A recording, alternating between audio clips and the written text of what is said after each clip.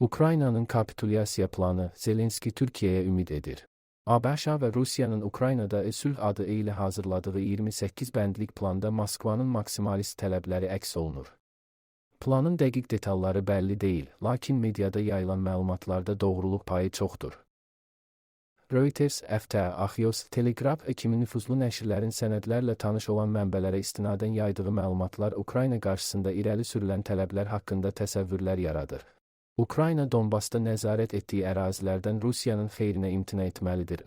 Silahlı qüvvələrinin sayını yarıya qədər azaltmalı, strateji silahlardan, misal üçün Moskva və Sankt-Peterburqa çata bilən uzaq mənzilli sistemlərdən imtina etməlidir. Rus dilini rəsmi dil elan etməli, Rus Pravoslav kilsəsinə rəsmi status verilməlidir. Xarici diplomatların istifadə etdiyi təyyarələrin Ukraynaya uçuşu yasaqlanır.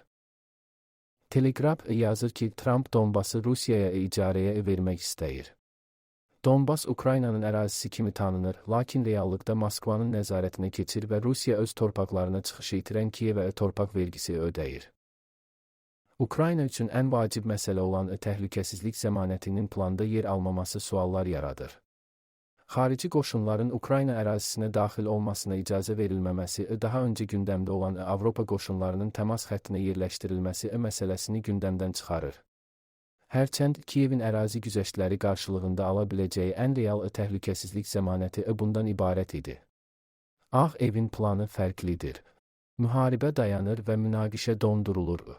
ABŞ-ın bölgəyə investisiya yatırımı təhlükəsizlik zəmanəti rolunu oynayır. Kiyevlə imzalanan yeraltı sərvətlərlə bağlı sazişdə də analoji yanaşma var idi.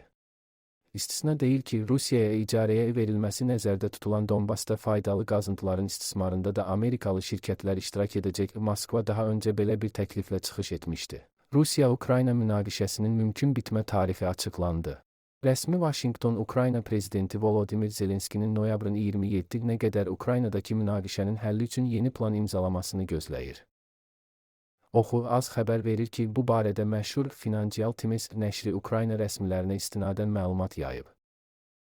ABŞ rəsmiləri Zelenskinin gələn həftənin cümə axşamına qədər sazişi imzalamasını gözləyirlər ki, bunu ayın sonunda Moskvada təqdim edə bilsinlər, nəşr yazıb. Plana əsasən sənədlər imzalanandan sonra Rusiya tərəfinə təqdim olunacaq. Münaqişənin həllinin bütün mərhələlərini 2025-ci ilin dekabrına qədər tamamlamaq məqsədi ilə bu prosesin noyabrın sonunadək başa çatdırılması gözlənilir. Xatırladaq ki, ABŞ prezidenti Donald Trump Ukrayna münaqişəsi ilə bağlı yeni planı təsdiqləyib. Şok iddia, Zelenski şərtlərlə razılaşıb, sülh olacaq.